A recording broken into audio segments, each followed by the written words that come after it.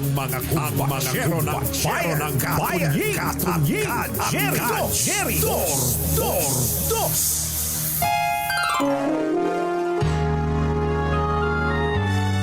Kauna-unahan sa Pilipinas. Manila Broadcasting Company.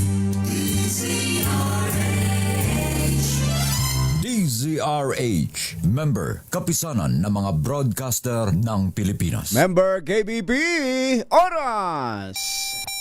Eksakto en punto, 6:06. Humahataw, humahagupit, lumalatay na komentaryo sa Himpapawid. 2x2. Walang takot sa paghimay sa masalimuot na isyu ng bayan. 2x2. Humahataw na mga balita at impormasyon. 2x2. Ating damhin, ating lasapin ang hagupit na 2x2.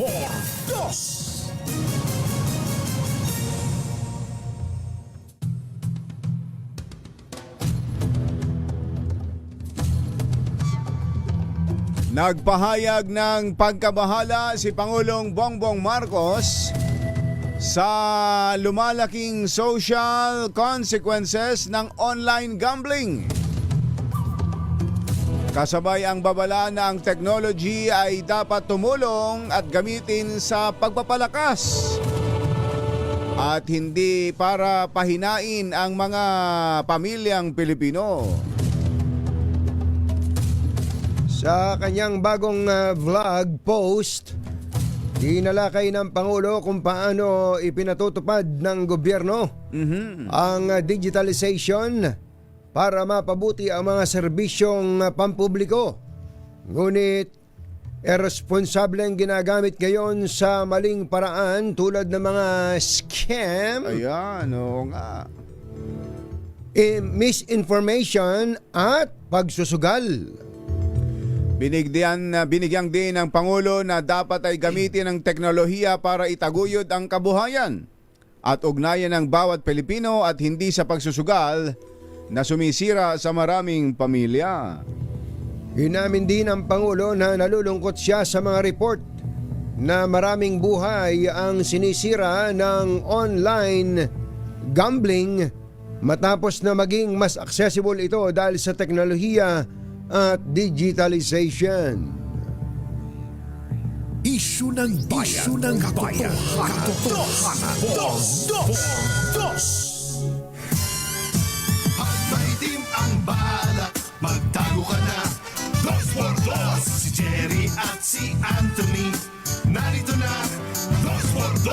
Hataw ng todo, urado ka. 2x2. Ang katotohanan, dala nila. 2x2. Walang sinasamba pali, maniwala ka. 2x2. Hataw ng husto, tol, umasa ka. 2x2. 2x2.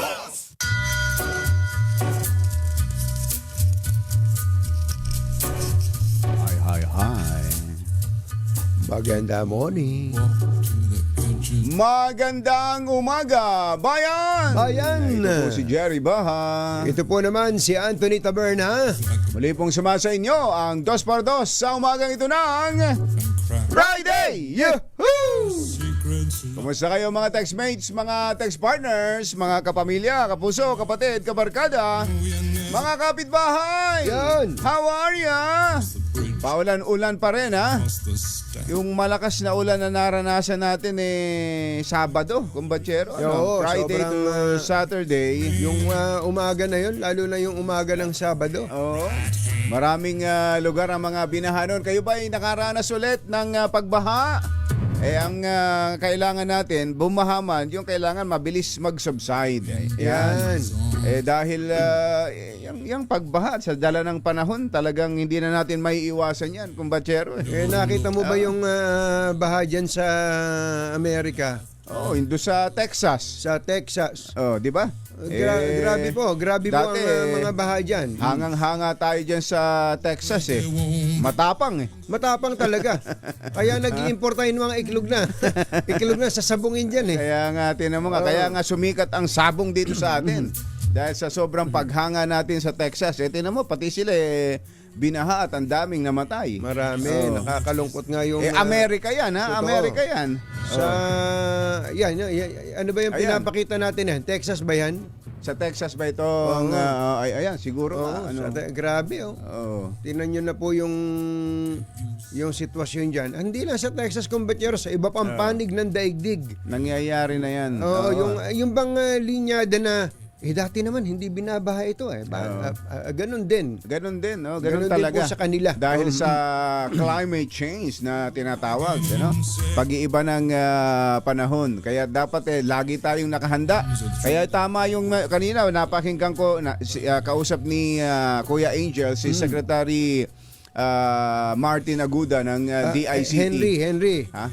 Henry Ba? Henry. Henry Aguda.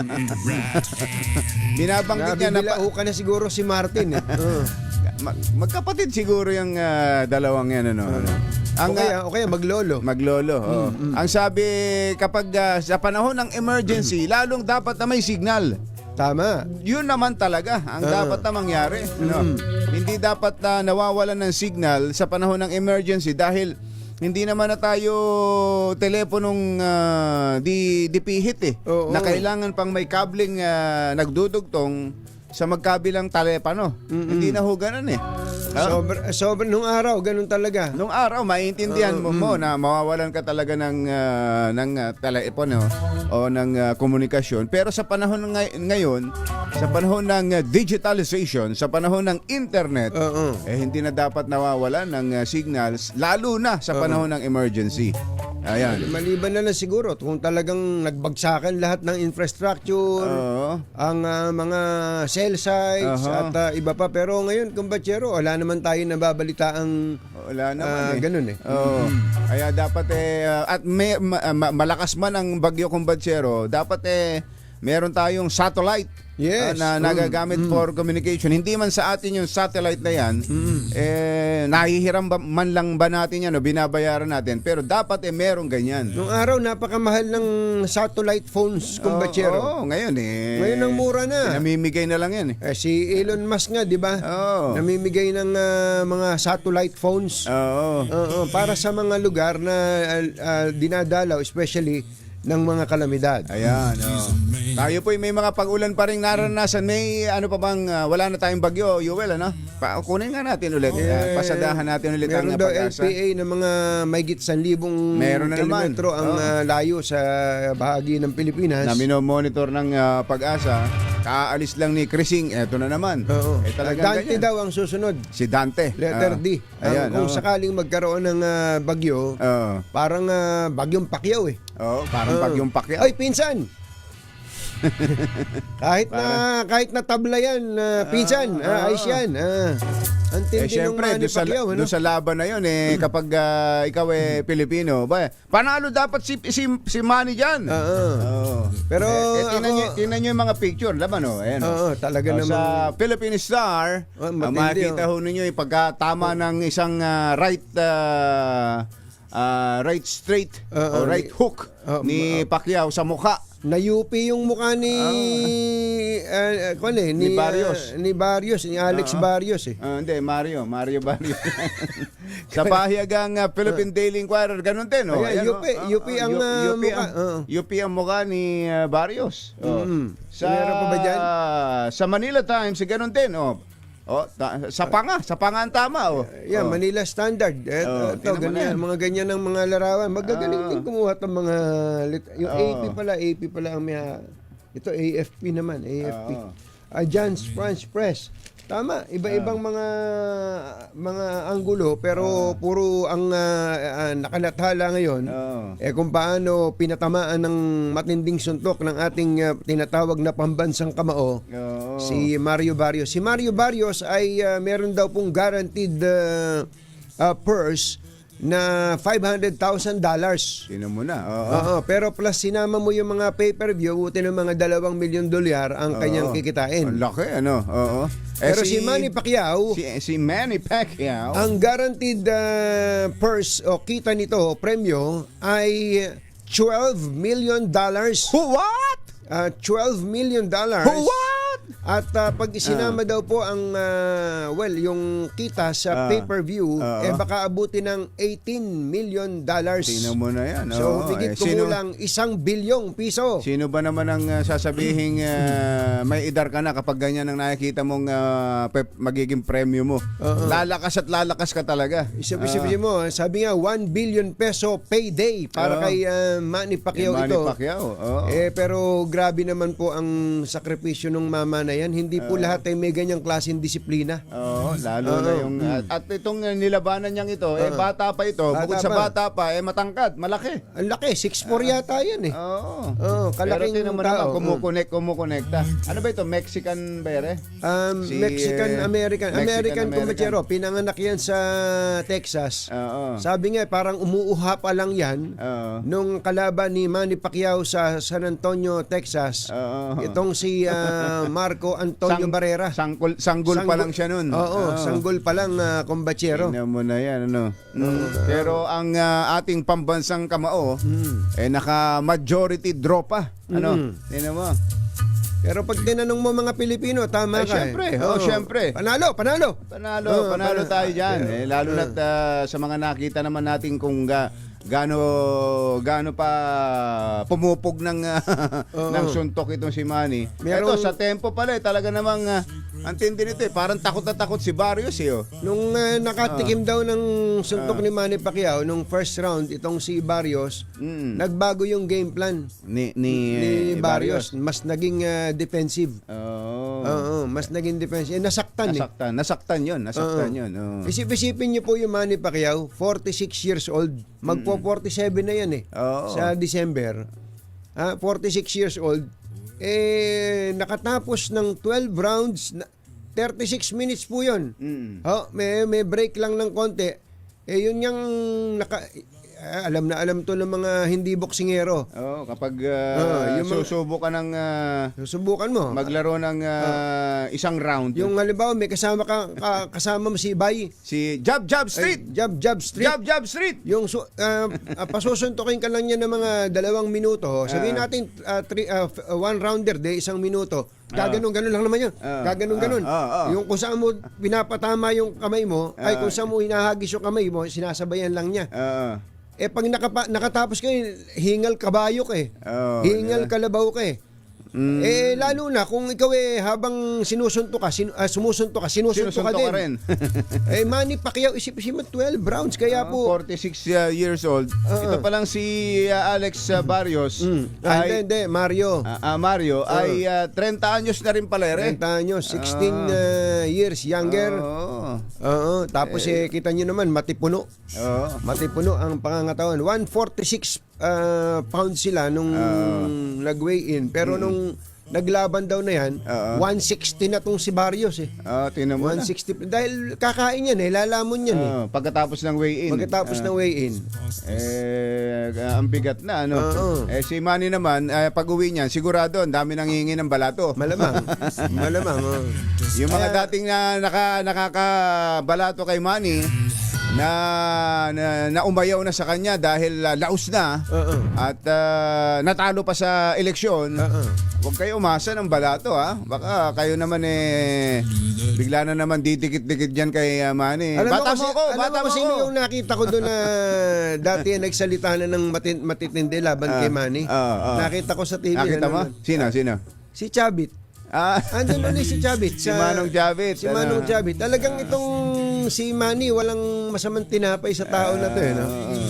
Sila naman siguro ni Gov Chavit nagkakaintindihan. Pag politika magkaaway tayo pero pagdating sa ganito magkaibigan tayo. Pero yung ibang mga dating susunod-sunod tapos nung medyo tumatanda na si Manny, lumayo na at laos na yan. Natalo pa sa eleksyon. Wag na kayong magpapakita. At ang sama naman ang itsura noon. Kaya naman yun. Congratulations sa Manny Pacman Pacquiao! Kayo ba tumaya? Ano ba yung mga tinayaan ninyo? Online ba yan? Naku, yan, Narinig nyo yung pambungad natin, ha? Oh, yan ang pati ang pangulo natin nag-aalala diyan. May mga pagkilos na ho diyan sa Senado, sa Kongreso. So malalaman po natin, pero ang nag-aalala rin ng husto diyan ay yung napakaraming ang hanap buhay nandyan sa online gambling. Nakausap natin si former Congressman Mike Defensor. Nasa 50,000 pala ang nagtatrabaho ngayon sa legal. Legal ha, sa legal. Legal gaming. Hindi ho bilang yung nasa illegal. At ang kita pala ng PAGCOR ay ilan daw? 50 to 60% ng kita ng PAGCOR Ay sa online gaming. ay sa online gaming. Oo, ganun malaki-laki. katindi, kumbachero. Kaya nga naalala mo itong Soler, Oo, Soler. si Don Enrique Razon, Oo. may mga kanyan may mga casino yan Soler. Oo, yan. Pero Oo. nakita niya, ang laki pala ng opportunity sa online gaming. Kaya nag-online gaming na rin siya. Humabol lang siya Oo, ganun. Yun na kasi, yun na Oo. talagang panahon ngayon. Yung casino, yung physical na casino, meron pa rin yan, pero hindi na gano'n ang kalaki ang kita niyan. Sa gastos pa ron. Magastos, yung physical Parang kanyan, parang yung tindahan, kumbachero. Oo, yung tindahan. Yung naalala mo dati, yung pinag-uusapan natin, yung Manels. Manels. Yung tindahan ng sapatos. Oo. Dati nadadaan-daanan ko sa SM yan Nawala. Oo. Nung pala, kumbachero, nagsara na talaga. Nagsara na. Sapagkat ang laki ng overhead, ang laki ng gasto Wala sa na talaga. renta, Oo. ang laki ng gasto sa mga taong nagtitinda, may security guard pa, at kung ano-ano pa, pagkatapos, hindi naman sila nakakabenta dahil naagaw na ng online sellers. Ngayon, Manels yan. Manels. Ng tindahan ng sapatos. Dati, Ayun bang Senko Footstep? buti pa yun Buhay pa ba yun? May nakita kong Meron pa ba? picture ng Senko Footstep. Hindi ko lang alam kung baka naman luma na yun. Pinamukha ang bago niya na lang. Di ba? Oo. Sa mga malls ngayon, magpunta kayo, wala masyadong pumapasok na sa mga mga tindahan. Sa mga tindahan.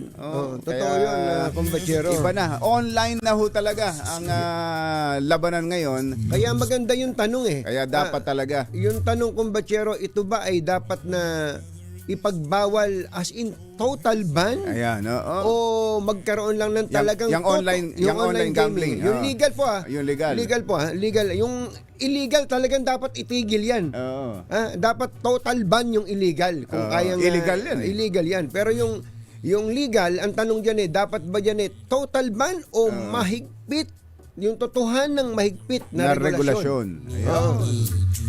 Oras po natin. Achi, Mr. Jalamtang, Lakyam Diapsahon, 6:23 ng umaga. ACS Balita. Susunod na. Totohanan, balitang maaasahan. ACS Balita. Walang makakaligtas, walang makakalampas. Saan mang sulok ng kapuluan, Luzon, Visayas hanggang Kamindanawan. Basta't may balita, ipagwagwagan ng sikat na tagapagbalita. ACS Balita. Kasama ang 2x2 tandem Anthony Taberna at Cherry Baja. ACS Balita. Ang programang ito ay hatid sa inyo ng ACS Manufacturing Corporation, ISO certified, maker of world-class quality Pride detergent. Araw ng Monday, July 21. Merong may birthday ngayon, kumbachero. Kilala mo ba? Familiar Pamilya. July 21, 2025. Narito na po ang ulo ng ating ACS Balita. Kita ng BIR, Bureau of Customs, tumaas ng 12% noong buwan ng June. Croatia may alok na trabaho sa mga Pinoy na nasa hospitality sector. 3 general sa pool ng panibagong balasahan sa PNP. Populasyon sa Metro Manila pumalo sa 14 na milyon noong nakaraang taon. Bumagsak na billboard na natanggal na Katipunan Avenue, maaari ng madaanan. Paghahanap sa mga nawawalang sabongero sa Taal Lake muling ipinagpatuloy matapos gumanda ang panahon. Magandang umaga Luzon, Visayas, Mindanao. Good morning Philippines. Hello world. Kami po ang inyong mga tagapaghatid balita. Ito po si Anthony Taberna. Ito po si Jerry Baha. At ito ang CS Balita. bago ang detalye ng ating mga balita ay sa mga taga-barangay Permesa Balik-Balik diyan sa Sampaloc, Maynila. Yan. Ay, lakasan na ninyo ang inyong mga radyo, telebisyon, cellphone, bluetooth. Ayan. At andyan may pagala-galang may dalang maraming pera. Pabalik-balik. Pabalik-balik dyan sa lugar ninyo. Huwag nyo hold upin, ha? At mamimigay ng pera yan. Hindi nyo na kailangan pilitin. Mamimigay ng pera yan. Kusa. Marami pang at may mga grocery pa at iba pang ipamimigay. At syempre, yung mini component. Ayan, Mini component ng 2x2 dahil ang 2x2 ay 22 anyos na. Aha. Kaya lakasan, no? Sa mga taga-barangay Permesa Balik-Balik, andyan si Sherwin Alfaro. Samantala, nagtala ng double-digit na paglago noong June ang pinagsamang kita sa buwis ng Bureau of Internal Revenue at Bureau of Customs na nagambag ng pagbuti sa gradual fiscal consolidation ng Marcos administration. Sa preliminary data, sinabi ni Finance Secretary Ralph Recto na ang pinagsamang receipts ng BIR at BOC ay umabot sa 277.6 billion pesos. Tumaas ng 12% year on year. Aba, maniwala ka ba rito, Engineer Tony Nanggel? Tumaas daw ng 12%. Maniniwala si engineer dyan kung tama ang bigkas mo. Nakakolekta ang BIR ng mahigit sa 200 billion mula sa VAT, excise tax at corporate income tax. Ito ay kumakatawan sa 16% increase mula noong nakaraang taon. Samantala, kumita naman ang Bureau of Customs ng mahigit sa 77 billion pesos mula sa import duties, VAT sa mga inbound shipment at excise taxes bukod sa iba pang fees. Nagtala ito ng 3% na paglago habang ang collection ng BOC ay nananatiling under pressure mula sa mas mababang taripa sa imported na bigas at mga battery-powered electric vehicles. Alas 6:30 na ng umaga, Dr. Jessica D. Chitiampua. Ayan, di pala, Laktiampua. 6:30 ng umaga. Isang magandang oportunidad na nag-iintay sa mga Pinoy na nasa hospitality sector. Nilagdaan ng Pilipinas at Croatia ang guidelines para sa ligtas at makataong pagkuha ng mga Pilipino na magtatrabaho sa hotel sector sa Croatia. Lumagda sa kasunduan si DMW Undersecretary Felicitas Bay at Director General of the Croatian Employment Service, Ante Longkar. Ante Longkar, ano ba si Ante Claire? Sa pamamagitan ng isang virtual ceremony. Ang ganda ng Croatia. Parang hindi umuulan doon, ano? Ganda ng itsura. Sa ilalim may mga nagpupunta ritong Croatian, Nung minsan parang may kakilala si Bernard Croatian. Pagka si Bernard, lahat ng lahi. Croatian daw yan. Sabi niya, mamili ka ng mga kilala ko. Pati nga taga-Bosnia yata. Pero lalaki daw. Lalaki. Lumagda sa kasunduan sina Yusek Felicitas Bay at itong si Antik Longkar ng Croatian government.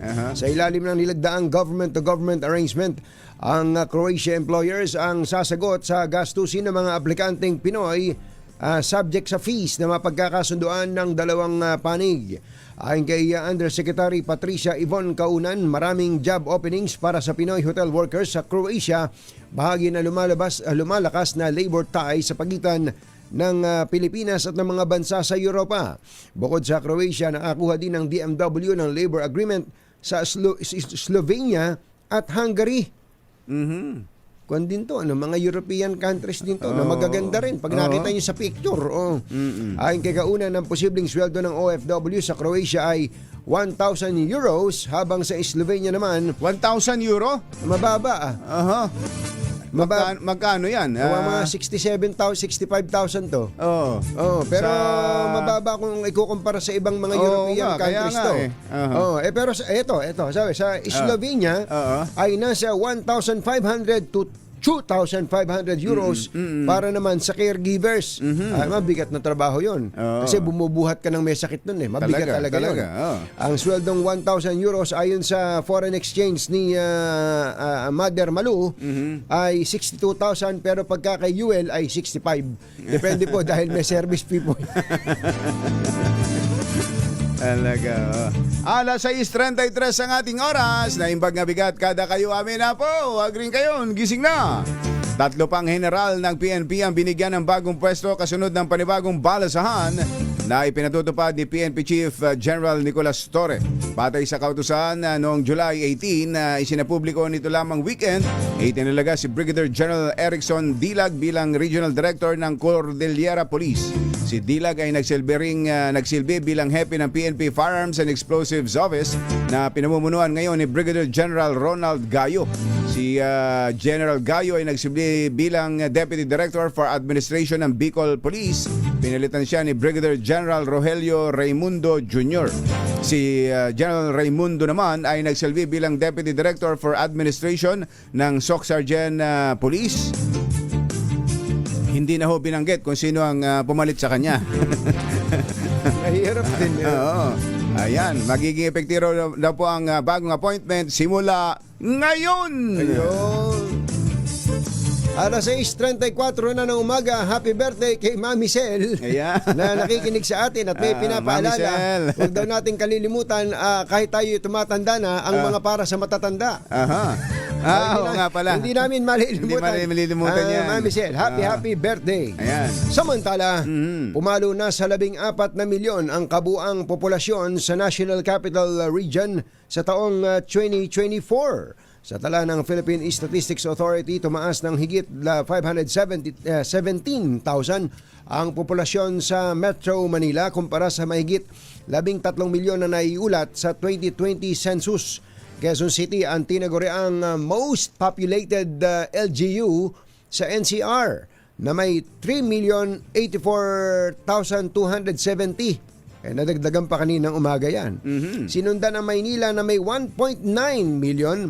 Yung Caloocan pala ay may 1.7 million. Ang laki ng sa bagay, may North saka South Caloocan eh. At Taguig may 1.3 million. Dahil siguro sa nadagdag na yung ibang mga barangay. Embo barangay. Embo barangays. Samantala, Pateros naman ang smallest LGU sa NCR na may recorded population na 67,319. Mas marami pa daw po yata balot doon, ano? Mas mataas ng higit 2,000 sa 65,227 na naitala 4 years ago. Alas 6:35 ang ating oras, nagbabaga pa rin ang ACS Balita sa aming pagbabalik.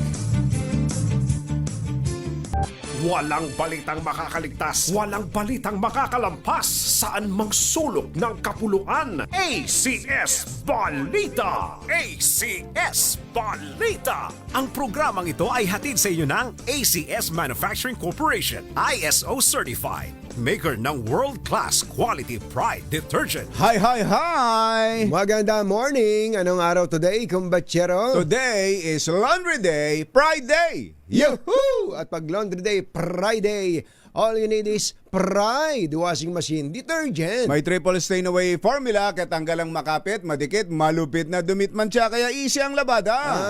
Kaya pala mula noon hanggang ngayon, all you need is Pride! All you need is Pride! ACS! Kasama ang 2x2 Tandem Anthony Taberna at Jerry Baja. ACS Balita!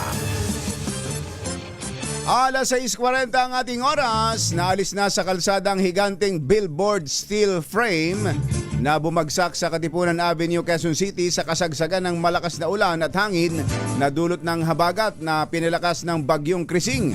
Dahil dito binuksan na rin ang isinarang bahagi na para sa mga motorista. Noong Sabado, July 19, bandang alas 11 ng umaga nang bumagsak ang isang poste ng kuryente at ang billboard kung saan tinamaan ang 3 sasakyan na dumadaan sa kahabaan ng northbound lane sa C5 Katipunan. Wala namang nasugatan sa naturang insidente habang iniimbestigahan ng Quezon City LGU kung may pagkukulang o kapabayaan ng may-ari ng naturang billboard. Wala naman na yung mismong billboard, yung frame lang ba? Yung Ganun frame ba? lang. Yun ang Kasi kapag binabanggit. bumabagyo ay inaalis talaga yan eh. Nilululun yan eh. Di ba? May SOP nilululun. ng ganun. Tama. Ay, ito mukhang wala naman eh. Ayun, Wala oh. naman. Walang yun na talagang bakal. Hindi nalis yung tarp. Aha. Ay, kaya bumagsak yan. Kaya bumagsak. Kaya bumagsak pagka kasi humampas ang hangin at naandun yung tarp, lumalaban yung tarp sa hangin. Kaya nagtutulakan sila. Buti sana kung may butas yung mga tarp. Oo, dapat binubutasan din yun talaga. Hindi pumayag yung advertiser. Anong tingin mo niya? Tagyawatin ako. Butas-butas. Ayun pala, talaga palang wala. Yuel, hindi tinanggal. Ay, problema yan. May dapat talagang managot dyan kung ganun. Nako. Tapos may mga nabagsakan pang sasakyan, ano? Mabuti na lang kung batsero, yung gaya ng binanggit mo, walang nasugatan. Kagaya dun sa, nakita mo ba yung video nung bumagsak yung malaking boulder, yung bato? Oo, may namatay na aso. Hindi, nakatakas yung aso. Nakatakas ba yun? Nakatakas yung aso. Akala ko. Ang galing nung, may namatay ding aso. May isa pa. Yung yatang pinapakitang unang aso, yun yata yung nadaganan. Noong una gumagalaw yung yung mga ganun ba? Namatay pala yun. May isa pang aso na tumakbong pag ganun di ba? Ang laki nun. Grabe yung Ang laki ng boulder na gumulong na yun. Nakakatakot yung mga ganyan. Pero ang magandang balita lang din, bagamat may namatay palang aso, wala pong tao na damay.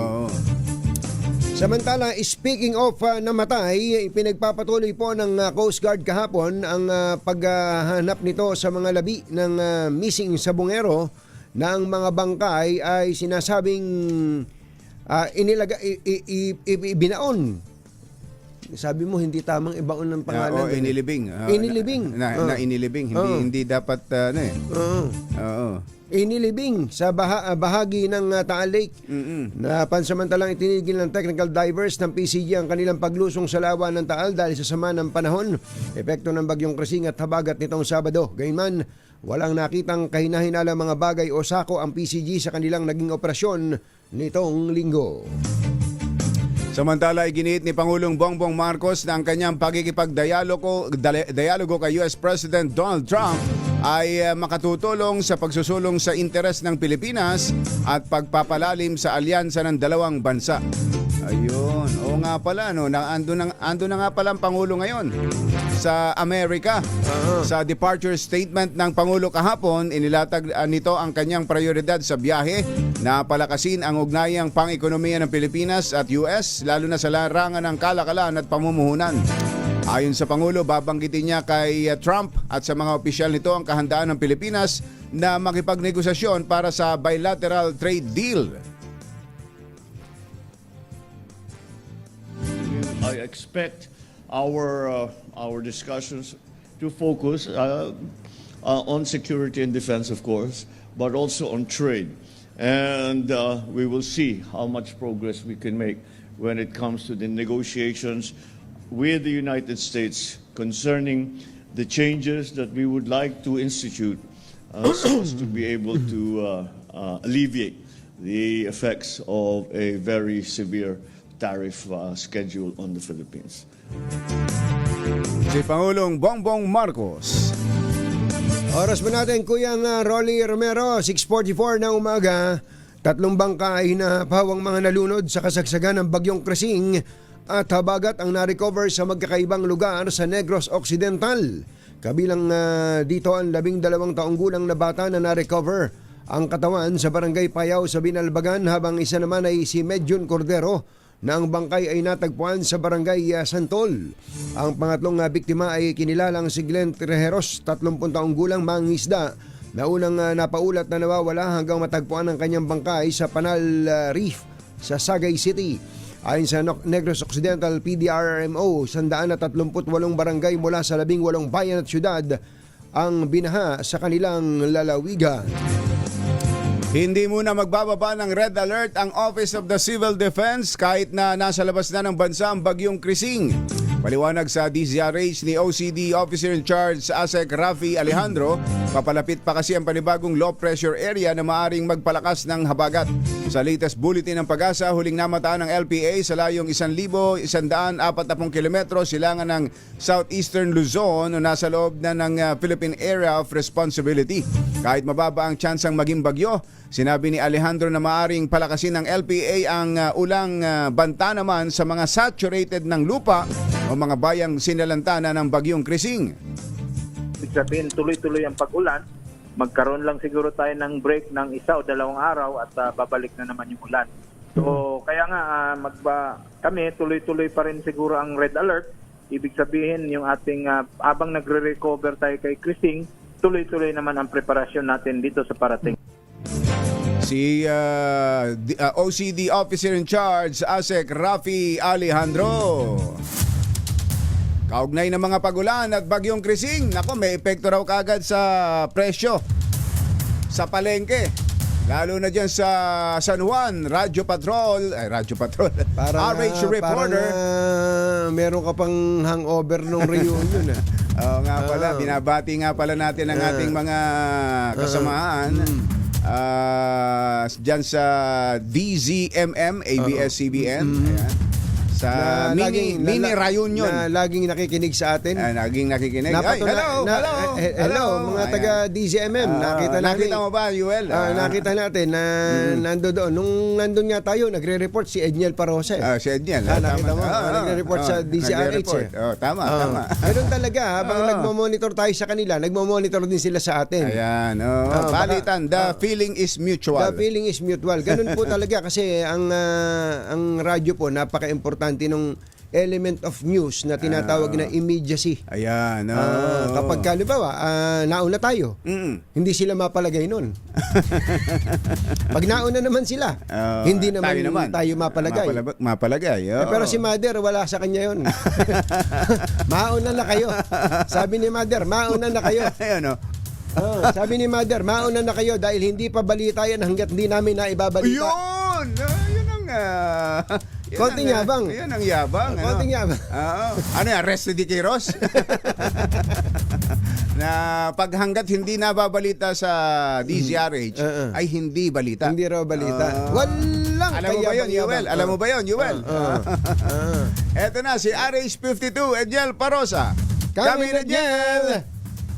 Binabanggit nyo, Jared Anthony, immediacy. Ngayong maulang umaga pa rin ng Lunes, agad-agad ding nagtaas ang presyo ng ilang gulay dito sa Metro Manila.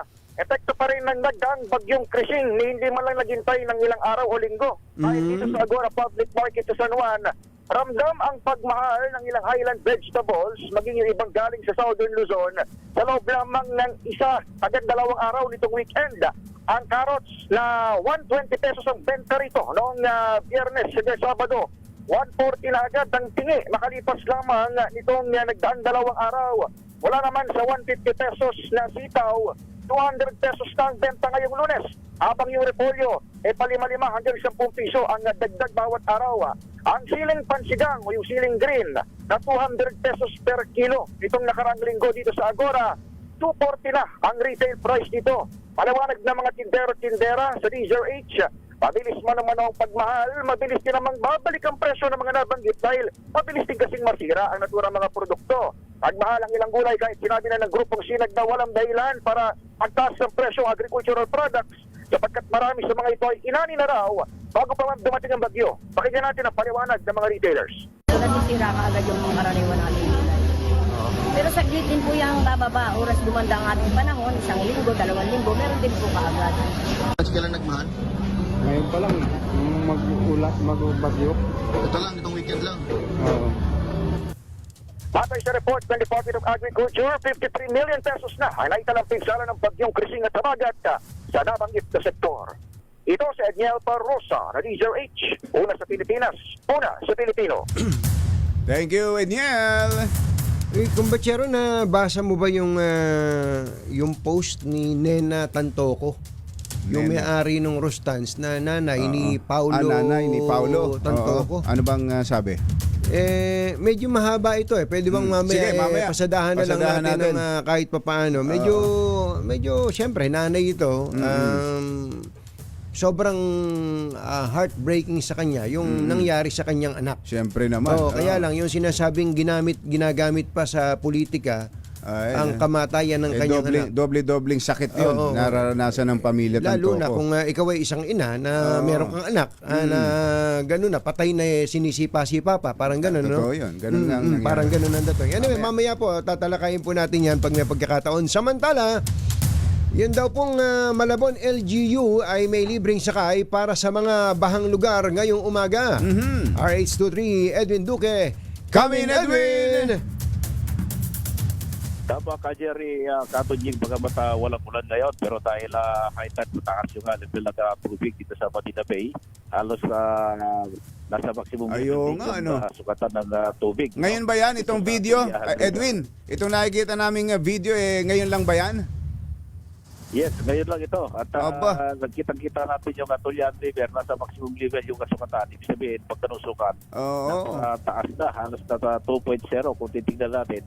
Pero dahil dyan ay inatasan ni Mayor Jenny Sandoval yung lahat ng mga rescue vehicles. Ayan, libreng sakay. Magamit ang barangay ay maagang pinakawalan para mag-libreng sakay doon sa ating mga kababayan, lalo na yung papasok na City Hall na walang sariling sasakyan at umasa lang sa mga tricycle at jeep na halos yung iba hindi na tumutuloy dito sa may bahagi ng City Hall dahil dito yung mababang lugar na unang naapektuhan kapag ganitong high tide, Jerry, no? Kaya kita natin, umiikot na yung mga rescue team. Pero may pasok, Edwin. May pasok ba sa Malabon? Yung iba, yung advisory ng DepEd dito sa Malabon, temporary adjustment, no, yung pang-umaga. Hindi naman nag-aaral dahil nga dito sa high tide at mga dulot ng mga pagulan, no?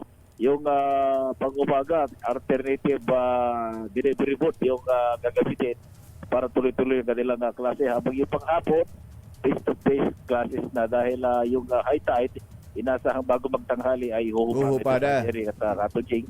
Dahil maaga yung high tide ngayon, kaya yung pang-umaga medyo nag-adjust ang DepEd dito sa Malabon base sa DepEd Order Number 22S 2024. Yan ang ginamit ngayon para yung mga mag-aral, wala mo napapasok ngayong umaga at yung after noon, yun ang may face-to-face classes na dahil nga dito sa high tide. Kaya asahan natin na yung iba, yung itinaka-monitor, maaaring papasok naman yung iba at mabubulaga sila dahil kaya hindi lang dito sa Malabon yung naapekto ng high tide, mag-isa ilang lugar sa Nabutas at ilang lugar sa Valenzuela. So yeah, wala namang babagulan pero makulimlim yung kalagitan dito sa bahagi ng Manila Bay, bahagi ng Bulacan at patungo rito sa may bahagi ng Cabanaba. Kaya nasa natin yung sama ng panahon, kaya magdala ng payong para iwas sa sakit. RH23, Edwin Duque nagulat sa DZRH Oras sa Pilipinas, una sa Pilipino. Thank you, Edwin. Nagatid sa kabuuan ng ating ACS Balita. Ito po si Jerry Baha. Ito po naman si Anthony Taberna. Kasama ang 2x2 Tandem Anthony Taberna at Jerry Baha. ACS Balita.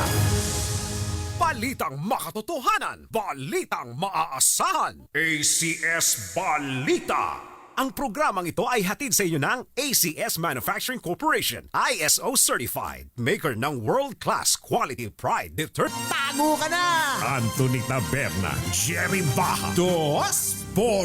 2x2.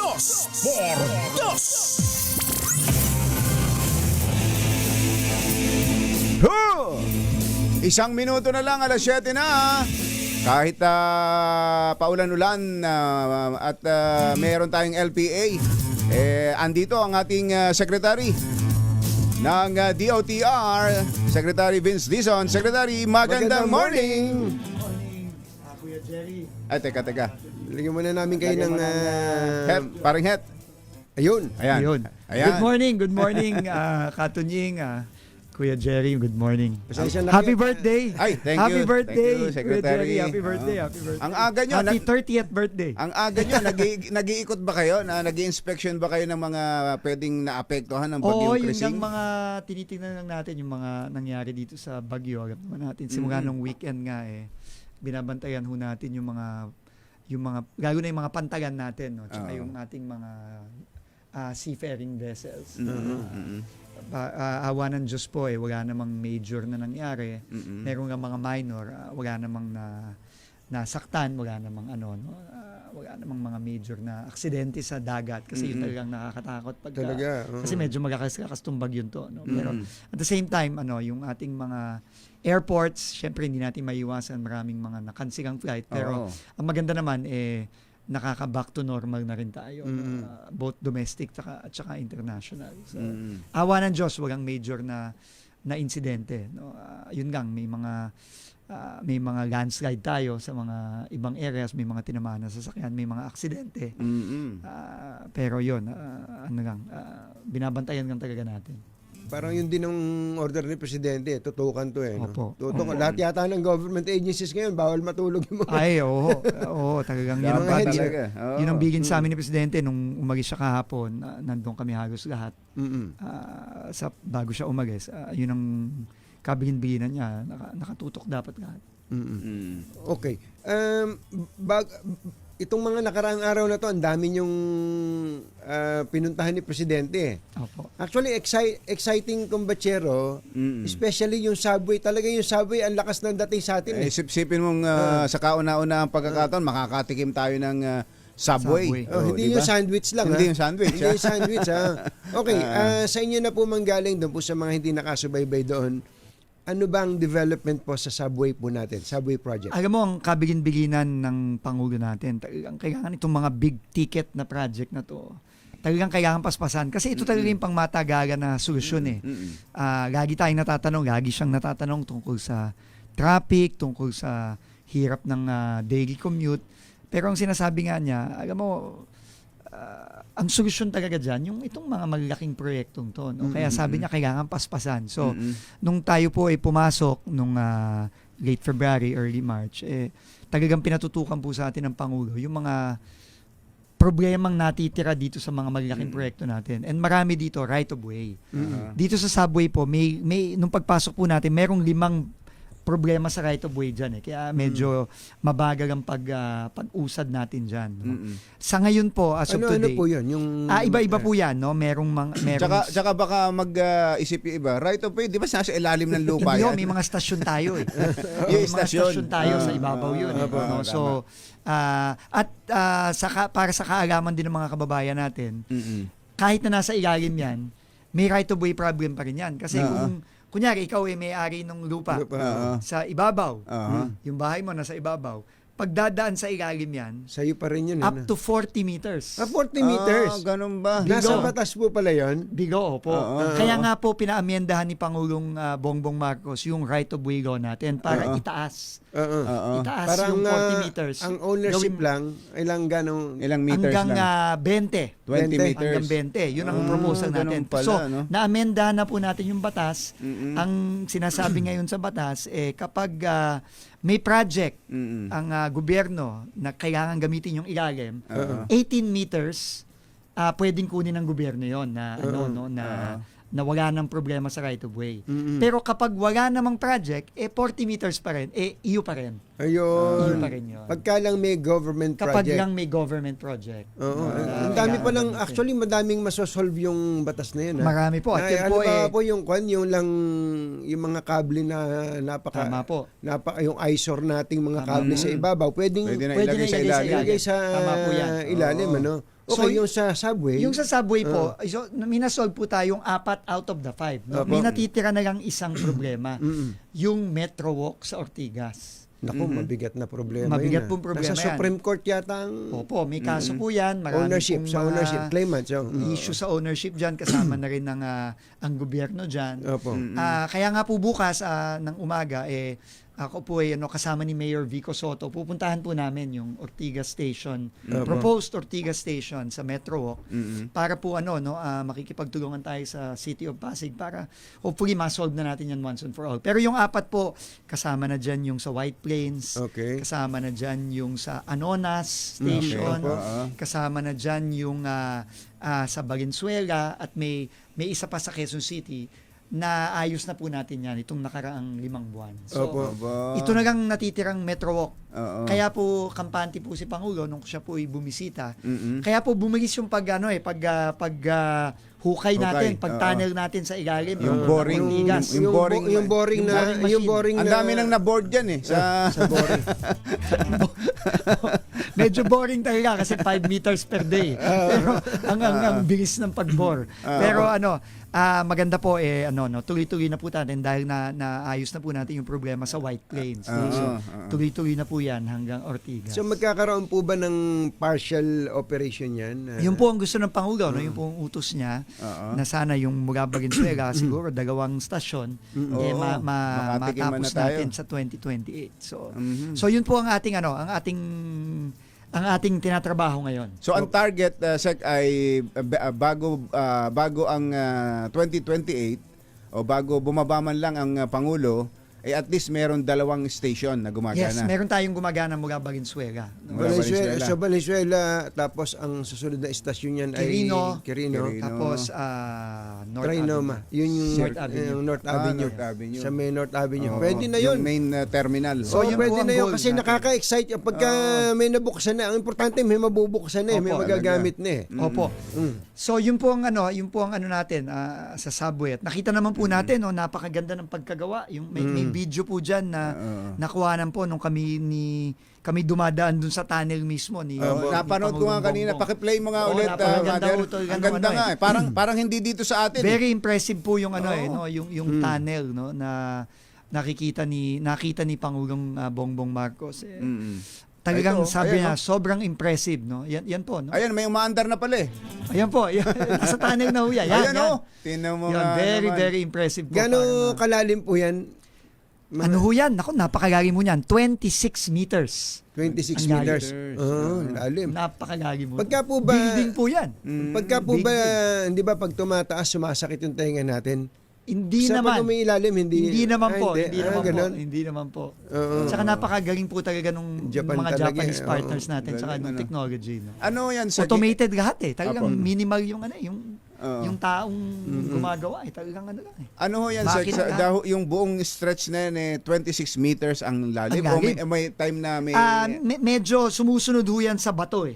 So ano ho yan, no? Minsan malalim, minsan aangat siya ng konti. Ang pinakamababaw niya nasa 20 meters. 20 meters. Ayun. Hindi ho mababahayan, ha? Hindi ho. Yun ho ang kita naman ho natin sa Tokyo, no? Kahit na umuulan din man doon. Dumadaan din ang mga bagyo doon, no? Pero halos hindi bumabaha o bihirang bumaha ang Tokyo sa subway, no? Hindi kamukha nung nakikita natin sa Amerika. Yan ang inaalala dito sa atin. Oo. Sabi nga, yun lang daw, dito, yung mga underpass natin. Yung ginagawa natin. Pero ito talaga, binabaha kaya kampante tayo dahil yung Japanese partners natin, ang kasama natin, sila ang gumagawa mismo. Yan ang expertise yan ang nila. expertise nila. Isipin nyo, ang Tokyo, may fault line, may earthquake, may baha, may bagyo. Pero Safe, very safe. Very safe. Opo. At maganda po ang pagkagawa talaga. Opo. Alam niyo naman kami dito. Ay, naku. Ayan po ay... Ang sponsor natin sa kape. si Kakiko po yan. Si Kakiko. Si Kaya ang Kaki tawag po Coffee. dyan sa iinumin yun Kaki Coffee. Kaki Coffee. Marami tayong mga itatanong kay Secretary Vince hanggang alas 12 po siya ng tanghali dito. Sa dami po na. Wag naman. Bakit ka kumukontra ating Cora? Dinala-dala niyo si Secretary dito tapos hanggang lilimitahan niyo kami. Hindi pwede yan. Hindi pwede. Hindi, marami tayong itatanong kay Actually, yung pong North-South commuter. Ayan po. Ayan, Napakaganda din po nun. Hindi Ayan, po at tayo ang ng update daming dyan. excited dyan. Ang daming nag-aabang dyan. Kumbachero, Secretary. Tapos train na yan. yung binuksan nyo na isang beses yung online application ng driver's lisensya. license. Driver's license. Ayan, maghihingi tayo ng follow-up Tsaka dyan. yung mga 50% sa pamasahe sa MRT. Oy, nagpapasalamat pala sa inyo si Zoe, yung anak ko na nag-LRT. Estudyante. Tuwan-tuwa dahil sa nakaka 20%. 50%. Oo, 50%. 50% siya. Kaya lang nagrereklamo siya. Sabi niya hindi raw niya magamit yung beep card niya sa 50%. Kailangan daw pumila. single Oo, journey. yun ang Dapat magkaroon na ng inaayos sistema. pa natin. Inaayos pa natin. yun. Ito, kompa lang yun ha. Overview pa lang na itatanong natin. Ayan. Ang dami. At meron pa tayo isa itatanong na napag-usapan natin dati. Yung CTPL. Tama. TPL validation na ang dami-daming mga kulokoy dyan. Kailan ba to gagawing yung full implementation nito? Andito lang po si Secretary Vince Dizon. Baka may mga tanong din po kayo. Hindi na po siya available. Taken na po siya, mga kababayan. Doon po sa mga nagtatanong nito. Huwag nyo na isama yan sa mga tanong. Matagal na po siya. Taken. Sandali po lamang.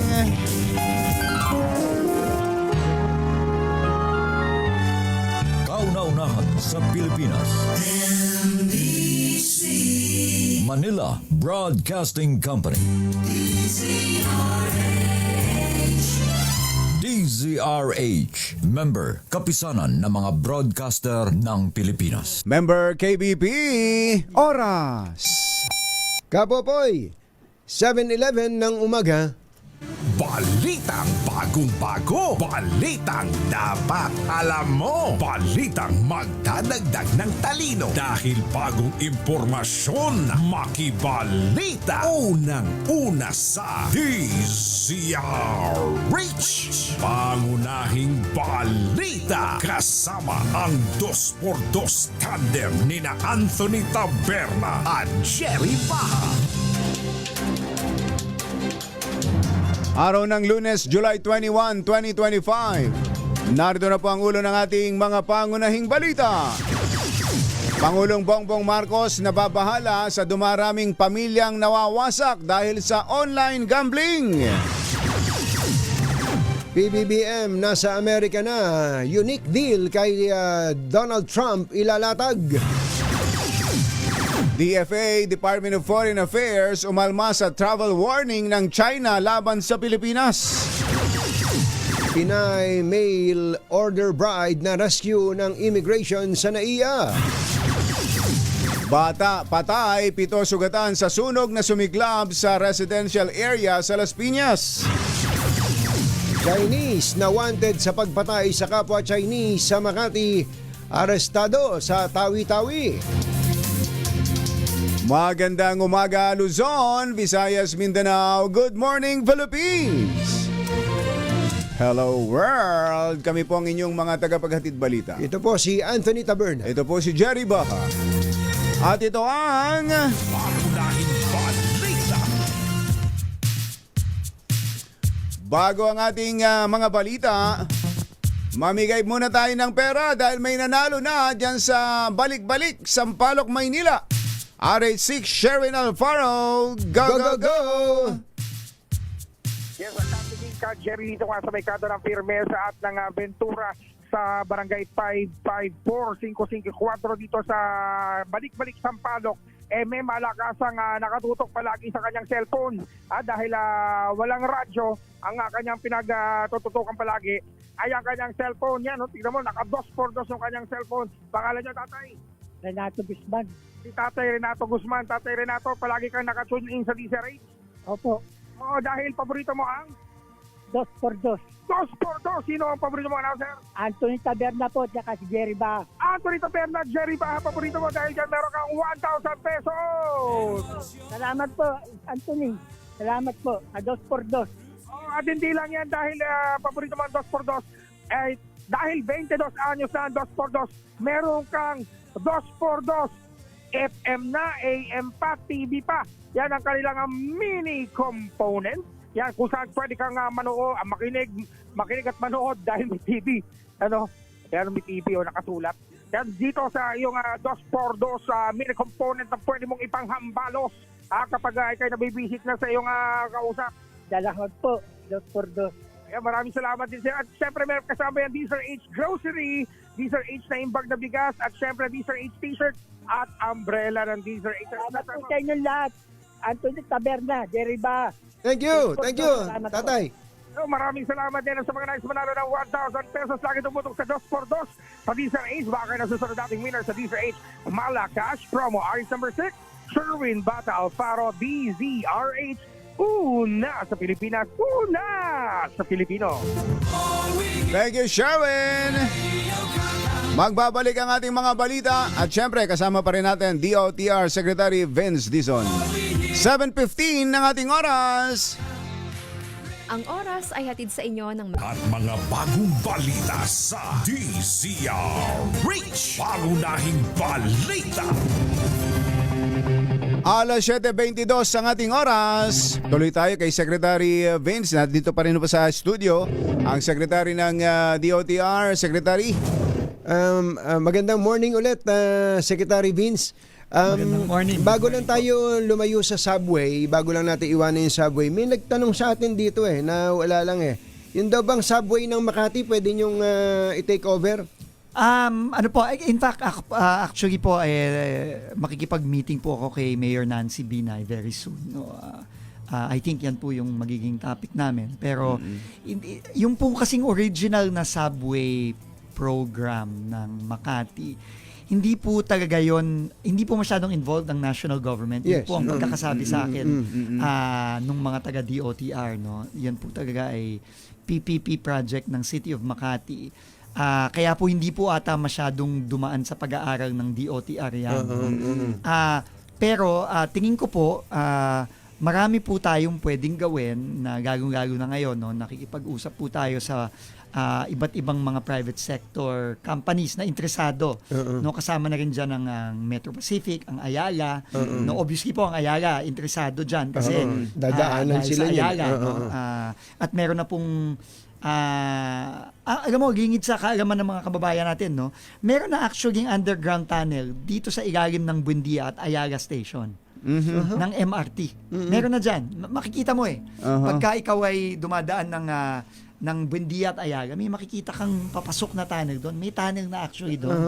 No, na ginawa na dati pa. Itutuloy na lang. No, ngayon, pwede po yang ituloy. No, pwede yan. No, kung meron pong private proponent na gustong magtuloy niyan, pwede po yan. Kasi ang importante naman po magkaroon ng connection mula either Buendia o Ayala Station sa ano, no. Lalo na yung Buendia kasi underground yung Buendia.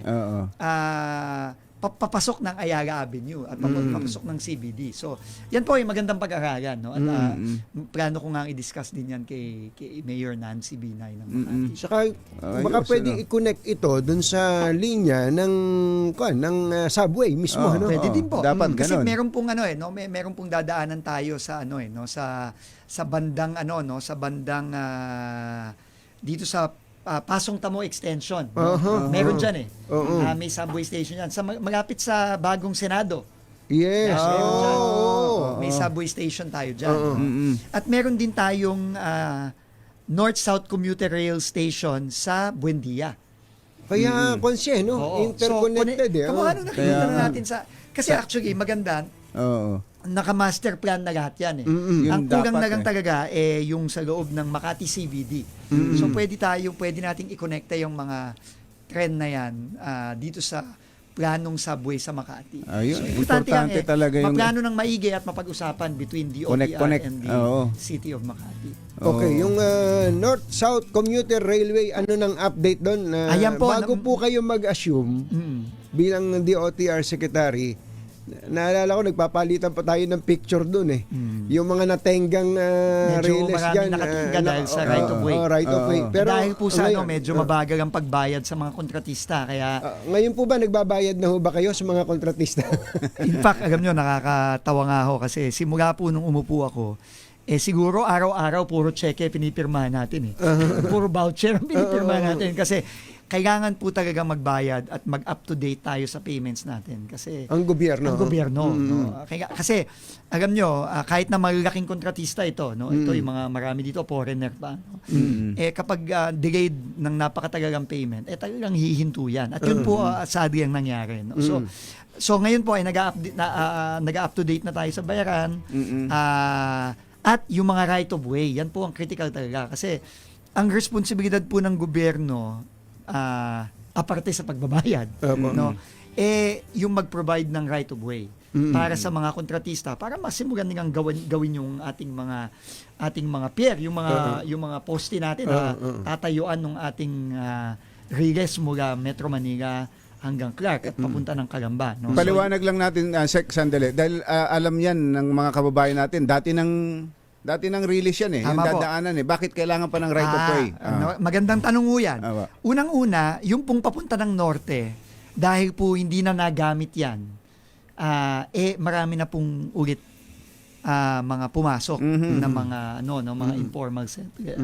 At ang problema din po natin, dati po kasi ang release dyan nasa at grade, ang tinatawag nila, nasa lupa ground, lang. nasa lupa. Pero ito pong bago nating ginagawa ng Japan, elevated. Yan. At dahil elevated yan, at dahil modernong trend na yan, malaki ang kailangan nating right of way. So, may poste kang itatayong ganon, tapos sa taas lalapad malapad. ka sa taas. Pag lalapad ka sa taas, meron kang mga tatamaan. Yes. May mga tatamaan, mga building. Halimbawa, sa mga masisikip na lugar tulad ng San Fernando, ng Angeles. May mga tatamaan dyan. Marami tatamaan. So para palang LRT, parang MRT. Ang MRT ang itsura niya. Parang LRT, MRT ang itsura. No? At walang part na naka-ground siya? Wala. Lahat yan elevated. Lahat yan elevated lahat. No? Okay. So, kumusta po yung problema? Maganda na po ang progress natin, lalo na sa right of way acquisition. So, yan po ang pinipilit nating bilisan. Pero kampante po tayo, at least mula Valenzuela hanggang Clark, matatapos po natin yan. Hanggang Clark, hanggang 2028 matatapos. Bago po bumaba ang ating mahal na Pangulo, matatapos po natin yan. Saan ho may partial operability na laging binabanggit ni Secretary? In fact po, maganda po yung partial operability natin dahil by 2027, mula Valenzuela hanggang Malolos, sasakay na po ang mga kababayan natin. 2027, Valenzuela to Malolos. Opo. Mauna sila. Kaysa yung andito mula sa Manila pa norte. Opo. Yun po yun. Valenzuela hanggang Metro Manila, Valenzuela hanggang Malolos, yan po ang mauuna. At by 2027 po, sinasakyan na po ng mga kababayan natin yan. Yung pong unang istasyon dito sa Maynila ay Valenzuela. Valenzuela muna. No, pero ginagawa na rin po natin yung pababa papuntang Calamba. Tuloy-tuloy yan. Hindi na ba dadaan ng Divisoria? Dadaan po. Blumentritt, Tutuban, dadaan po yan. Dadaan po yan lahat. So ang unang istasyon by 2027 na masasakyan natin ay Valenzuela hanggang all the way to Malolos. Laki na yan. Mahaba yun. Mahaba yan. In fact, ngayon at po. At ang daming pasahero dyan. Sobrang dami. Yung mga umahango lang ng mga insimadang Malolos Ang dami yan Tama ho. Alam nyo, ngayon kapag medyo masama-sama ang traffic, mula Malolos hanggang Valenzuela, baka abuti ng halos 2 oras yan. Talaga? Mabigat po ang traffic dyan. Dadaan ka ng MacArthur Tsaka hindi na, kahit na umulan, kasi laging bahain yung buong stretch na yan ng MacArthur Highway. Tama po. So yung mga pasahero, nakataas na. Wala nang bahang dadaanan. Ilang libong pasahero po yung in-expect nyo. At least doon pala sa stretch po na yan. Siguro sa stretch na yan, baka abuti niya ng mga 200,000. Ay, napakadami niyan. Napakadami po niyan na maalis mo sa kalsada. Tama po. At ang ano po talaga dyan, lalo na kunyari, nagtatrabaho ka, ikaw ay galing sa Malolos, ikaw ay nagtatrabaho sa NCR, pwede kang mag-trend, tapos siguro, habang hindi pa natatapos yung trend all the way hanggang Metro Manila, hanggang Calamba, hanggang Makati, at least, yung portion na yon iikli. No? So, either magbubus ka na lang, o mag-jeep ka na lang, o mag-grab ka na lang. Saan po sa Valenzuela yan, Sek? Sa ano yan? Dito po malapit sa dito lang sa malapit sa yung Mindanao Avenue diretso? Hindi. Dito sa dito sa main mall diyan Yung MacArthur pa rin? mall dito sa malapit sa sa NLEX. Sa Malinta, Yung area, sa Malinta. Sa Malinta Malinta. exit. Malapit na doon. Papuntang MacArthur Highway. Di ba itong NLEX, itong MacArthur. Dito lang. May mall dyan Nakakalimutan ko lang yung pangalan ng mall sa may Malinta. Nasa dulo din ang dila Nasa ko. dulo Alam na ko, yan. nasa dulo din ang dila niya. Tapos nandun na ho yung stasyon. Doon pala, sa may side pala ng NLEX. Yes. Papuntang pero nasa MacArthur siya. MacArthur. So, mula doon, kung taga Maynila, Metro Manila ka, iikli na yung BBI. Ang laki po ng iikli. Lalo na kapag yan ay dumere-diretso na papuntang kalooban na ng Metro Manila. Maynila, papunta ng Makati, papunta ng Maynila, papunta ng Quezon City, ng Makati, tuloy-tuloy na po yan. So, yung pong Clark to Calamba, makukumpleto ho ba yan before the end of the term of the President? Hindi po kaya. Yung pong mula Valenzuela papunta ng Calamba, tingin ko matatapos po yan ng mga 2030, 2031. Matagal pa. Kasi yan po, mabigat ang right of way dyan. Dahil mas masikip dito masikip. Mas masikip dito. Opo. Mas masikip po. Pero yung pong hanggang Clark, na ngayon, aabutin ka ng 2 oras, mahigit. Hanggang Valenzuela, baka mga 40 minutes na ganyan, 35 minutes nandun ka na. Kaya siguro 30 minutes yan. Pag bilisan pa nung nagmamaneho ng tren. Pero ang laki po talaga ng time savings para sa mga kababayan natin yan. At malaki po, gaya ng sinabi ni Kuya Jerry, malaki ang maibabawas sa mga kalye na nasa NLEX. Sobrang ng mga sasakyan. Mababawasan ng ang traffic sa mga dati nilang ruta. Okay, hindi mo na tayo alis sa tren. Sa tren pa lang pala, boundary na tayo Halimbawa lang, yung Dalian train yung Dalian. sa MRT, paano nyo napagkasundo ang Chinese at Japanese?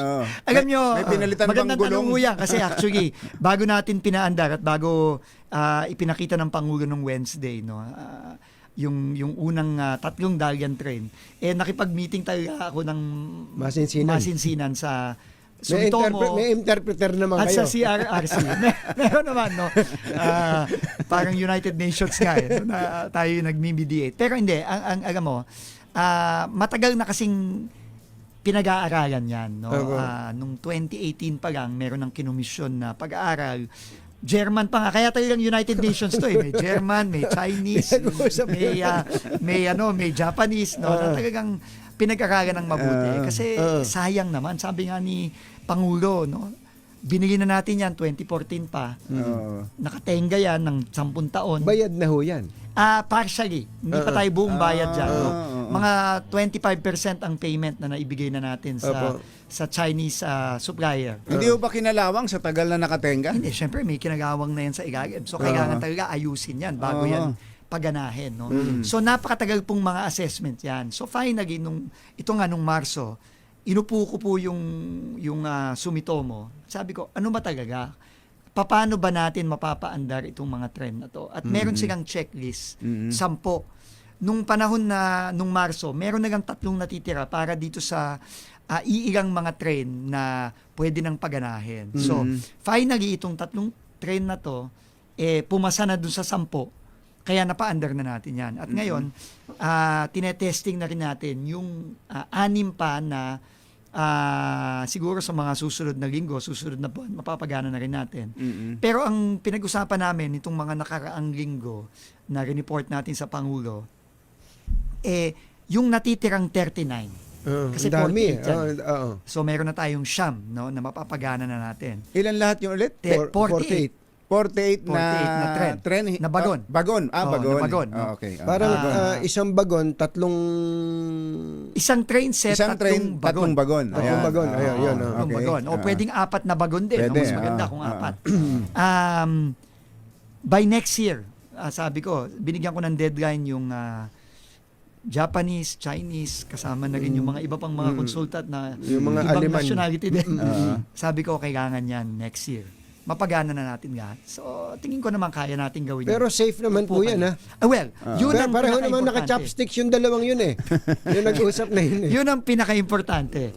Kaya hindi natin iko-kompromiso yan. Hindi natin isasakripisyo yung safety. So, napakaraming mga testing na kailangan gawin. Saan gagamitin yan, Sec? Sa MRT3 po. MRT3. MRT3. Hindi sa LRT, hindi pwede. Pag-aaralan po natin yan. Kasi pag-aaralan natin yan. Iniisip ko, ang dami niyan, 48. 48. Tapos meron na mga existing na Opo. train na ginagamit. Actually, hindi natin magagamit yan lahat kasama ng existing sa MRT3 gang kasi maiksi masyado eh. Kasi tutukod na yan eh. Magta-traffic na yan eh. Magta-traffic na yan. Yun ang nga iniisip ko eh. So, pero, ang pinaka-importante dyan, unang-una, kung magagamit natin yung Dalian train na yan para ma-convert natin yung mga 3-car trains into 4 cars. Naku, napakalaki. Napakalaki. Luluwag talaga ang MRT3. Saka, po, mga every 2 minutes na siguro ang biyahe. Bibigis po talaga. Bibigis po talaga. Pero, yung idea ni Kuya Jerry, actually pinag-uusapan na natin yan ngayon. Nagamitin sa ibang kasi, linya. pagka yan, pwedeng gamitin sa LRT1. MRT7 hindi. Kasi iba yung talaga. sistema doon. No? Iba yung sistema ng San Miguel sa MRT7. Pero, MRT3 at LRT1. Kasi konektado yan. Konektado na yan eh. Opo. 'Di ba? Pwede nang pumasok ang LRT1 sa ipapasok ng MRT3. Opo. Diba? Pagka yan pwede. Naku, game changer po. Kailan po yung common station na yan? Gusto nating isabay ang common station kasabay ng pagbukas ng MRT7 sa 2027. So, 2027. marami pong mangyayari sa mangyayari. 2027. Oo, Kaya yan marami. po significant milestone date po yan para sa administrasyon ni Pangulong Bongbong Marcos. Yung 2027. Yung 2027. Madami po tayong mapapagana. Alam nyo, ubos na oras natin dito sa trend pa lang. Sa trend pa lang. Yung po bang Dalian train na yun, kaya hindi compatible dahil tama ba, mas malaki siya? Hindi po. Ang naging problema po dyan na sinasabi nila nung una yung bigat. Yung bigat, opo. No, yung bigat ng nung bagon. Opo. Pero kaya maraming mga pinaaral, kaya umabot pa tayo ng Europa, umabot pa tayo ng Germany. Inaral yan ng mga German, inaral yan ng mga Hapon. So finally ngayon with a little adjustment mapapagana natin. Ano po pero, yun? Pinagaan po ba yung hindi bagon? naman. O Hindi naman. pinatibay yung release? Opo. Ang na-establish nung TUV Rhineland study na kahit na yung weight ng Dalian train na walang laman in excess dun sa dapat na pwedeng ito nga medyo confusing to sa akin, no? Pero wala tayong magagawa, yun ang study, no? Pero nung tinest nila yung tren ng Dalian na puno, pwede naman siya. So, ang sabi ng mga German, kung pwede naman yung puno. Yung bigat niya kapag puno, pwede na rin yan. Pwede nang magamit yan safely. So, yun ang naging conclusion ng mga German. Inaral yan at vinalidate yan ng mga Hapon. At may konting mga inadjust sila sa kanilang signaling system, sa kanilang mga... Kasi alam mo naman, talagang kailangan sa mga Hapon, papasa sa lahat ng standard nila yan. No? Pwede nang paganahin itong mga Dalian train na ito with some adjustments. No? May mga technical adjustments na ginawa ang mga Hapon dyan sa tulong ng mga Chinese. Kaya maganda to, nagtulungan ng Hapon at ang Chinese at ang German. So, ito ang magandang nangyari dito. So, kung yung Dalian trains na naayos na, 3 kaninyo. Opo. Opo. Andyan na. Umaandar na po yan. Okay. Simula po nung in-inaugurate ni President Bongbong. Sabi niya, nandito na rin ang Dalian, sumakay na kayo. Sinabi niyo, dalian nyo. Dalian nyo. Ang dami, okay. Isa na lang sa train, promise. Opo. Paano po mapapadali ang access sa pagbabayad ng ating mga kababayang commuters ng LRT, MRT na hindi na pipila ng mahaba? May binabanggit kayo kanina off there na tap-tap na lang. Ang ganda ho niyan. Kasi sa Biyernes po, meron kaming ipapilot sa MRT3. Ito po ay katulong ng GCash at ng RCBC. Sila po ay nagbigay ng proposal na meron silang ilalagay na carousel na yung telepono mo kung may GCash o may Maya o kung anong payment platform, tatap mo na lang. Yung kamukha nung ginagawa mo sa Starbucks o sa 7-Eleven o saan man, di ba? Yung tatap mo na lang. Yun na ang pambayad mo at makakapasok ka na. No, hindi ka na kailangan bumili ng ticket. Wala Hindi na na. kailangan na ticket, wala na kailangan na beep card. Tapos ang kinaganda pa nun, kung ikaw ay may debit card, Ayan, debit may card. ATM, Yes. Oo. o kaya ikaw ay may tawag dito, yung credit card na may chip. Oo. Yung meron kayo makikitang parang sign na parang mga Opo. wave. Yes. Oh, yung parang letter C ba yun? Na may ganon, no? Itatap mo na lang din yun. Pwede Ayun. ka Pasok ka na. Pwede na. Babawasan ka lang ng lakas. So, babawasan ka lang ng ano. Matic naman. I-debit lang yung I-debit debit lang. card. so hindi na kailangan bumili ng jeep card. ng beep card, hindi na po. So, ang kailangan ng pag-aralan dito na pinapaaral ko doon sa mga bangko at sa GCash at sa iba pa, paano natin incorporate yon yung mga diskwento Sa mga estudyante. sa mga estudyante, Ayan, senior. Kasi ngayon, PWD. para mag-avail ka ng diskwento, Pila ka kaya sa paumanhin na lang ho single sa year, mga oo. senior natin, sa mga PWD natin, sa mga estudyante natin, kamukha ni Zoe. Pasensya na. At sa ngayon, kung ikaw ay mag-avail ng diskwento, kailangan mo pa rin bumili nung single journey ticket. Yun. Baka siguro Pero yun na lang. maikli lang naman daw ipili, sabi ni Zoe. Opo, tsaka may dedicated na pila na tayo. Tsaka, binawasan na natin yung mga requirement na pick up ka pa nung kung ano. Sabi nga ni Pangulo, wag na natin pahirapan, basta nagpakita ng ID, yun na yun. ID lang yan. Hindi, baka kako yung binibiling jeep card, may Beep. Ha? Beep. Beep ba yun? Akala ko jeep card.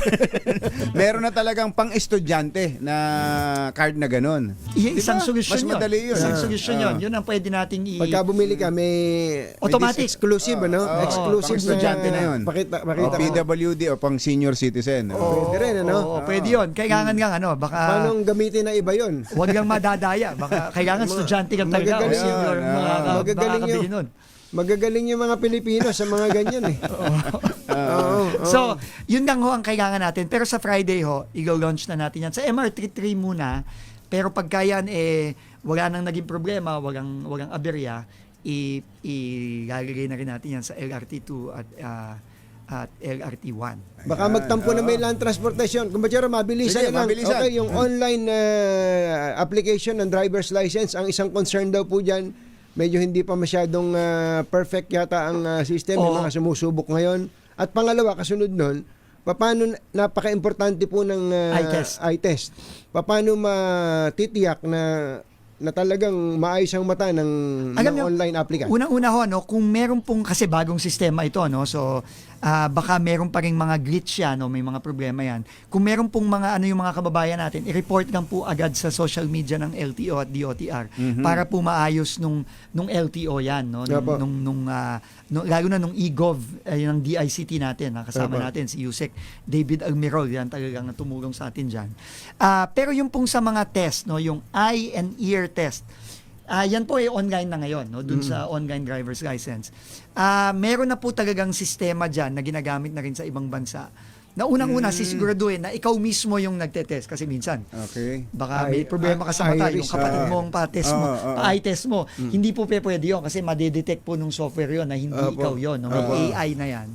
Pero yun po ang inassure sa atin nung mga ating mga medical provider na talagang accurate naman yung eye test, At yung ear test, hindi lang eye test yan, pati ear test, Pero again, bagong sistema yan. So kung meron pong mga nagiging problema o kaya bumabagal yung sistema, i-report po agad at aayusin po agad ng ating LTO at DICT yan, agad-agaran. Pero alam nyo, sasabihin ko lang, Katunying, Kuya Jerry, yan talaga ang kabilin-biginan ng Pangulo nung ginaunch niya yung e-gov nung Biyernes. Sabi niya, kailangan talaga yung mga maliliit na bagay na yan, yung mga pila, kailangan masolve na natin yan with technology. Kaya ang gusto niya, kung pwede, lahat ng transaksyon ng gobyerno sa mga kababayan natin, ilagay na dun sa e-gov app. Para hindi ka na kailangan pumilan. Yung mga pixer, kailangan siguro yung mga kababayan nating Pixer maghanap na sila ng ibang racket. Ibang trabaho na. Butihan nyo na, mag-IT na rin kayo. Maghanap na kasi wag lang yung igigang na racket sa Facebook kasi marami din ganun Ang daming racket ngayon sa Facebook lang yung compulsory third party liability. Nako, yan. Kailan nyo ipatutupad yung full implementation? Katunying, napaka-importante yan. Kasi ang report nga natin dyan, nauulit na naman yung dating problema na may isang CTPL pero multiple yung sasakyan. Yes. Grabe. No, so ibig sabihin, pag na-aksidente ang isa dyan, wala nang i-claim yung... Correct. So, napakalaking problema yan. Ngayon, meron po tayong ini-evaluate na sistema ngayon. No? Napakaganda po nung sistema. No, ang kailangan na lang po siguro, pigitin nating mapababa yung fee. Babayaran ng yung ating fee. mga kababayan. At sinabihan ko din hindi lang yung fee nung provider. Kasi syempre, kailangan namang may fee yan. No? Kasi napakaganda nung sistema. Pero ang kabigin-biginan lang ng Pangulo is, kung merong mga fee na existing, dapat mawala yung mga fee na yon. Para wala, hindi naman patong-patong yung mga Yes, tama po yun. Nagdodoble-doble. Tama. So yun din ang sinabi ko sa LTO, no? By the way, no, nais nga nating pasalamatan yung mga doktor ni Asek Bigor Mendoza kasi very successful. Tumatakbo na yata Very successful yung kanyang heart bypass. At siguro padating na siya ulit, pabalik na siya. Kaya Asek Bigor, pinagdadasal ka namin. Pagaling ka lang. At yun lang, kailangan lang, sinabi ko kay ED Greg Pua, dapat, kung merong mga existing fee na magiging duplication lang nitong bagong sistemang papasok, tanggalin na, para hindi naman doble-doble yung binabayaran ng mga Tama yun, para doon lang sa TPL, magkano? 1-2 yata yan. Mga ganon. Diba? May mga binabayaran tayo sa existing na Pero TPL. alam mo, sindikato yan matagal na yung nandyan Oo. May mga binabayaran tayo dyan na hindi natin alam kung para saan. Parang yung plaka, yung nahuli po namin last week na gumagawa ng mga peking plaka. Online yan, nagbebenta 1,500. Pambihira, Speaking of plates, pala, katunying, Kuya Jerry, mamaya sa Toyota Otis, meron kaming Eagle launch na with Toyota, Eagle launch namin initially sa Toyota at sa ibang mga dealer na dahil sa bagong sistema na rin ng LTO through eGov, yung mga dealer, basta mabilis nilang i-upload yung mga requirements kapag ikaw ay bumili ng bagong sasakyan, within 72 hours, makukuha mo na ang plaka. So, pati itong mga peking plaka, kasi nagkakaroon naman ng mga peking plaka. Opportunity kasi. Kasi napakatagal. Totoo po. Pero kung mabilis na, kung garantisado 72 hours or less, mawawalan na rin ng negosyo itong mga sindikatong gumagawa ng mga peking plaka. Nag-message po si Asek Mitch De Vera na bagong panganak. Lakad pa raw kayo, umalis na raw po kayo. Marami pa raw kayo schedule. Secretary, thank you. Salamat po. Maraming salamat po. Salamat po. Thank you so much po. Ang dami nating pwedeng i-touch pero bitin pa tayo. Gayon pa man, magkita ulit tayo. Sa ulitin po, pagkatapos ng SONA. Abangan po natin ang SONA ng ating Pangulo. Thank you so much. Thank you. Salamat po. DOTR Sec Vince Dizon. Paringat, take it away. Kaya kung maitim ang balak, Magtago ka na! Anthony Taberna, Jerry Baja, 2 por 2. 2 por 2. Maalala ko lang, kumbatsero, kabeberde nga lang pala ni Nanay Bene. Oo. Nitong nakaraang buwan ng June. 80 years old na siya, di ba? Pero pansin ko, healthy.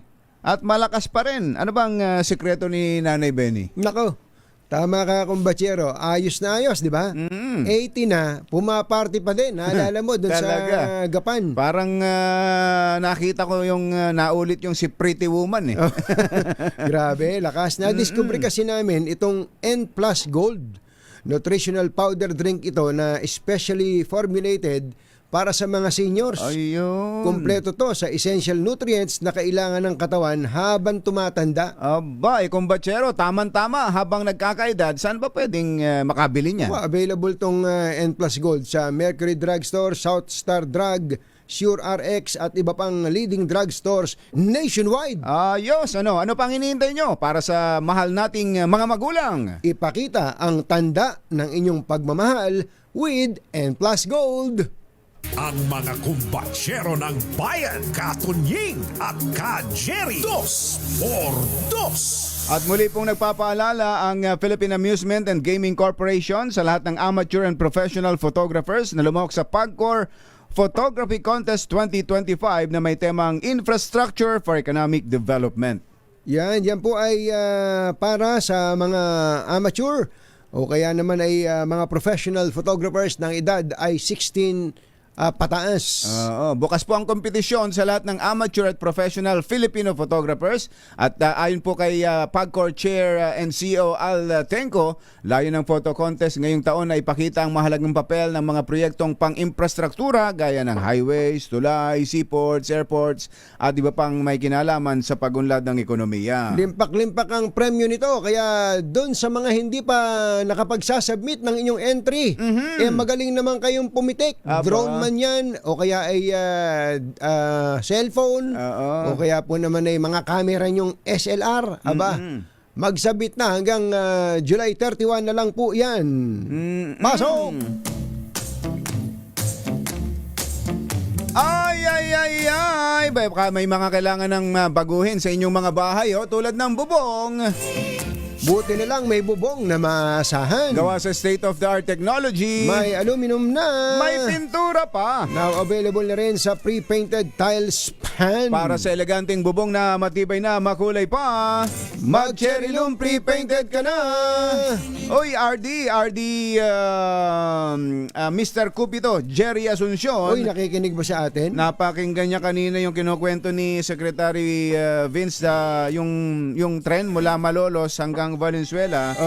Sabi niya di na pala malilate si Mayor Christian Natividad sa meeting niya dito sa Manila pag natapos na yan. Lagi ba late na RD? Mambira naman Mayor. Di na kami maghihintay. Mga naman yan. Ayos, mag-trend ka na lang. Magdala ka na rin ng ensimadang Malolos. Ayun, tamang-tama yan. Uy, reliable at stylish crossover SUV sa presyong hindi aabot ng 1 million ba ang hanap mo? Aba, ang all-new Cherry Tiggo Cross ng Cherry Auto Philippines ang siguradong para sa iyo. Kung tinatanong mo, RD Ronald Tan, kung magkano, 998,000 pesos lang itong all-new Tiggo Cross.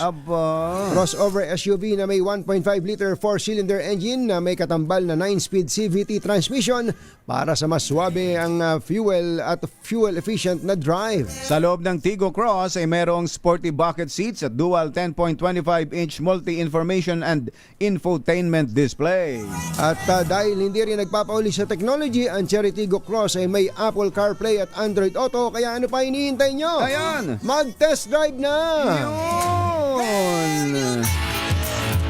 Sayang, wala na tayong oras. Ang sarap ano? kasing kabidahan nitong si Secretary Vince ang Dizon. dami kasing mga good news, mga pampa-good vibes, ng mga balitang yung matagal na natin pinapangarap, matagal na nating inaasam-asam, nakakala natin in our lifetime ay hindi na natin matitikman. Andyan, meron pa pala, may pag-asa Tingnan pa. natin yung mga deadlines na mga dates na nabanggit po niya. At sayang lang, hindi rin natin nabasa yung bukas. Yung message nitong si Nena Tantoco tungkol bukas sa kanyang anak. Ang sabi nga niya totoong ang anak ko masakit man, gumagamit ng cocaine. Pero hindi siya namatay sa cocaine overdose. Hintayin natin yung final autopsy report, sabi ni Nena Tantoco. Sila po yung may-ari ng Rostan sa kana Starbucks. At matuto tayong rumispeto sa namatayan, lalo na yung magulang. Yung mauna ang anak sa magulang na papanaw, masakit, napakasakit nun. Napakasakit sa mga magulang niyan. Ang anak ang dapat na naglilibing sa magulang. Hindi magulang ang naglilibing sa anak. Sabi nga niya, sa sobrang parang sa galit niyo sa ang tinutukoy siguro yung mga nagpapalaganap ng balitang to, nagamit pa sa politika yung kamatayan ng kanyang anak at kanyang idinidiin si First Lady Liza Marcos, walang kinalaman doon sa kung ano mang naging problema ng kanyang anak. Wala doon mismo kung ano man. Ay nako. Bye! Happy weekend! Woo! Damdaming bayan! Susunod na! Ang oras ay hatid sa inyo.